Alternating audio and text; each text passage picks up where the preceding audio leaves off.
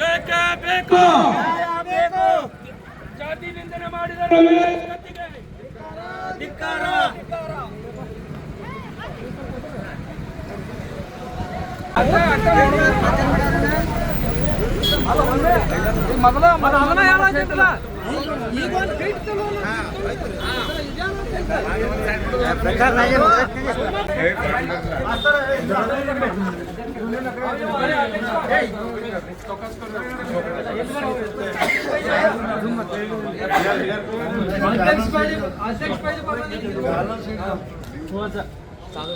ಸರಿ ಒಳಗೆ ಬಾ ಅಜ್ಜ.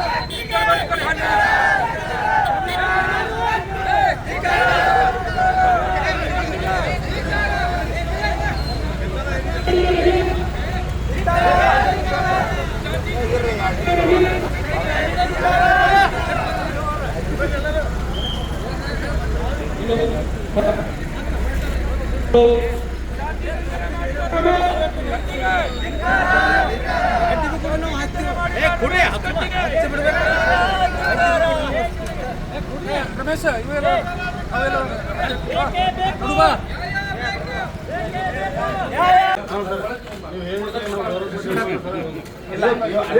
ಎಲ್ಲರೂ ಕೂಡ ಮಾಡೋಣ 100% ಮಾಡಬೇಕನ ಜಾಗದೊಂದು ಹೌಸ್ ಮುಗಿಲಿ ಮಾಡಿ ಮಾಡೋಣ ನಾನು ಅಂದೇನ್ರಿ ಕರೆದು ಎಲ್ಲರೂ ಕೂಡ ಎಲ್ಲರೂ ಕಾನ್ಫಿಡೆಂಟ್ ತೊಗೊಂಡು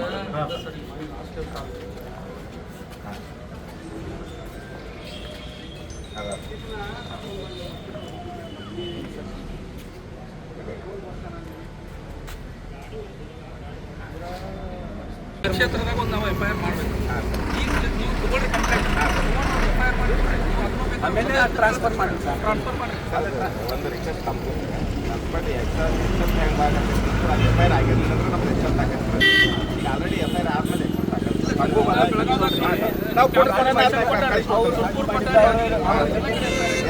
ಅವರು ಅದು ಮಾಡಿದ್ರೆ ಅವ್ರು ಫೀಲಿಂಗ್ ಸ್ಟಾರ್ಟ್ ಆಗಿದ್ದು ಅಂತ ಬಂದಿದ್ದಾರೆ. ಕೂಡ ಈ ತಾಲೂಕು ಕೂಡ ಫೀಲಿಂಗ್ ಸ್ಟಾರ್ಟ್ ಆಗಿದ್ದು ಆಮೇಲೆ 2ನೇ ವರ್ಷ ನೀವು ಅದು ಬೇಕಾದ್ರೆ ಟ್ರಾನ್ಸ್ಫರ್ ಮಾಡಿರಿ ಅದೇ ಪ್ರಶ್ನೆಯಿಂದ ಏನ್ರಿ ನೀವು ಏನೇ ಒಂದು ಕಾಗ್ನಿಜೆನ್ಸ್ಗೆ 2 ಸಲ ಪನಿಷ್ಮೆಂಟ್ ಅದು ಅಗ್ರೀಡ್ ಬಟ್ ನೀವು ಯಾವಾಗ ಟ್ರಾನ್ಸ್ಫರ್ ಪೆಟಿಷನ್ ಸರಿ ಸರ್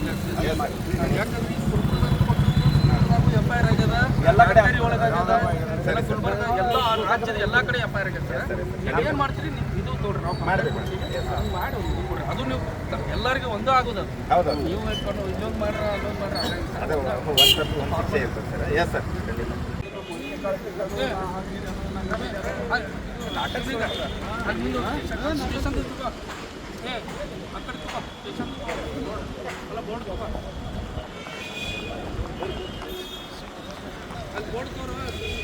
ಬಿಡ್ರಿ ಇನ್ನು ಮುಂದೆ ಸ್ಟೇಷನ್ದಾಗ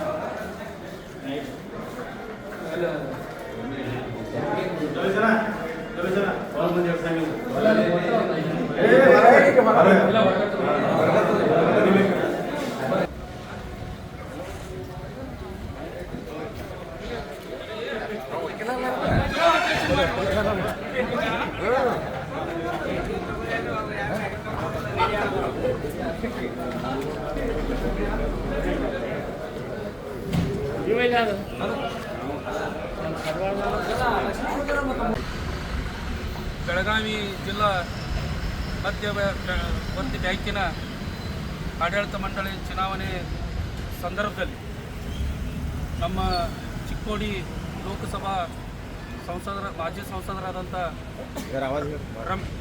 ಸಂಸದರಾದಂಥ ರಮೇಶ್ ಕತ್ತಿಯವರು ನಮ್ಮ ಅಖಂಡ ವಾಲ್ಮೀಕಿ ಸಮುದಾಯದ ಬಗ್ಗೆ ಒಂದು ಜಾತಿ ನಿಂದನೆ ಮಾಡಿದ್ದಲ್ಲದೆ ಅವಹೇಳನಕಾರಿಯಾಗಿ ಮಾತನಾಡಿದ್ದು ಇದು ಕರ್ನಾಟಕ ರಾಜ್ಯದ ಸಮಸ್ತ ವಾಲ್ಮೀಕಿ ಜನಾಂಗಕ್ಕೆ ಭಾಳ ಒಂದು ನೋವು ಉಂಟಾಗಿದೆ. ನಾವು ಇಲ್ಲ ಕಾಗವಾಡ ತಾಲೂಕಿನಿಂದ ಇವತ್ತು ಒಂದು ಪ್ರತಿಭಟನೆ ಮಾಡೋದ್ರ ಮುಖಾಂತರ ಕೂಡಲೇ ಈ ರಮೇಶ್ ಕತ್ತಿಯವರ ಮೇಲೆ ಒಂದು ಯೋಗ್ಯ ಕಾನೂನಿನ ಕ್ರಮ ಕೈಗೊಳ್ಳಬೇಕು. ಅವ್ರ ಮೇಲೆ ಒಂದು ಅಲ್ಟ್ರಾಸಿಟಿ ಕೇಸ್ ಜಾತಿ ನಿಂದನೆ ಕೇಸನ್ನು ದಾಖಲಿಸಿ ಅವರನ್ನು ಕೂಡಲೇ ಬಂಧಿಸಿ ಅವ್ರ ಮೇಲೆ ಒಂದು ಕ್ರಮ ಕೈಗೊಳ್ಳಬೇಕಂತೇಳಿ ನಾನು ನಮ್ಮ ಒಂದು ಕಾಗವಾಡ ತಾಲೂಕಿನ ಸಮಸ್ತ ವಾಲ್ಮೀಕಿ ಜನಾಂಗದ ಪರವಾಗಿ ನಾನು ತಮಗೆ ರಾಜ್ಯ ಸರ್ಕಾರಕ್ಕೆ ನಾನು ಬೇಡ್ಕೊಳ್ತೀನಿ.